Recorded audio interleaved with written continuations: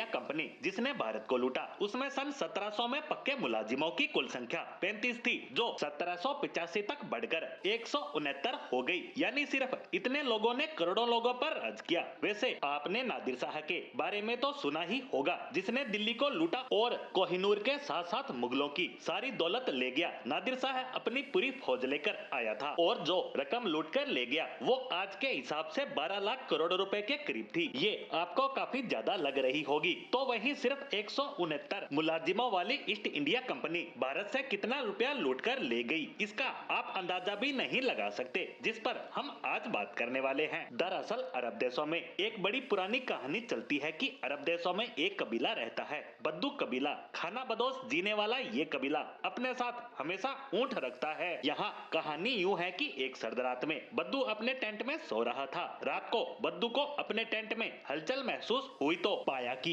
ऊंट ने अपनी नाक टेंट के अंदर डाल रखी है, जैसे ठंड से बचने को मालिक से बोल रहा हो कि मेरी नाक अंदर आ जाए तो राहत मिल जाएगी। बद्दू ने सोचा कि ठीक बात है। थोड़ी देर बाद फिर हलचल हुई और ऊंट बोला, मालिक कान भी अंदर आ जाए तो और अच्छा रहता। बद्दू फिर से मान गया। थोड़ी देर बाद ऊंट फिर बोला कि सिर अंदर आ जाता तो क्या बात थी, मेरा पूरा सिर। बद्दू इस पर भी सहमत। आगे की कहानी आप समझ ही गए होंगे। ऊंट टेंट में तो बद्दू सर्द रात में बाहर। अब अंग्रेजों ने भारत को कैसे लूटा, इस कहानी से समझ आ ही गया होगा। उसी ऊंट के रूप में थॉमस रो, जो ब्रिटिश सम्राट के राजदूत थे, मुगल बादशाह जहांगीर के दरबार में पहुंचे और जो देखा उसे इस तरह लिखा कि सोने के आभूषण से लदा बादशाह तराजू के एक पलड़े में बैठा है, दूसरे पलड़े में रेशमी थैले भरे जा रहे हैं और दोनों पलड़े बराबर होते ही थैले हटा लिए जाते हैं और उन्हें गरीबों में बांट दिया जाता है। इसके बाद कुछ और थैले आते हैं, बादशाह का वजन तोला जाता है और एक बार फिर कार्यक्रम दोहराया जाता है। बताया जा रहा है कि थैलों में सोने और चांदी के सिक्के हैं, लेकिन मुझे शक होता है कि कहीं इनमें पत्थर तो नहीं। उन्होंने आगे लिखा, दुनिया में इतनी दौलत भी हो सकती है, यकीन नहीं होता। बहरहाल थॉमस ने जो देखा उस पर यकीन भी किया और कोशिश भी की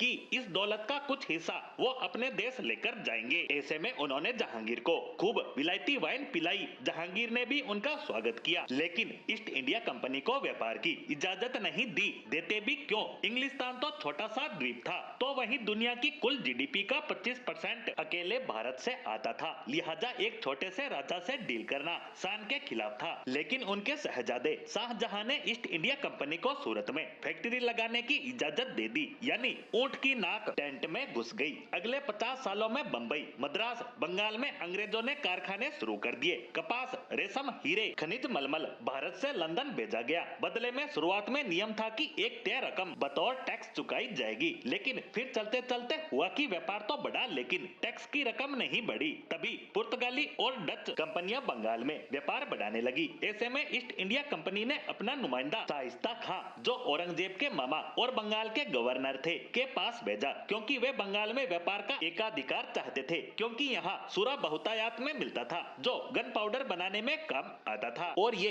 अंग्रेज यूरोप में चल रही अपनी लड़ाइयों में काम ले रहे थे। इसलिए कंपनी चाहती थी कि सोरा के ट्रेड पर उनकी मोनोपोली हो। ऐसे में उस समय यानी 1680 के दशक के governor director Josiah Child Mughal governor से सौदा तय करते समय तेज में आकर ज्यादा बोल जाते हैं, जिस पर हम बात करेंगे इस पोस्ट के दूसरे पार्ट में।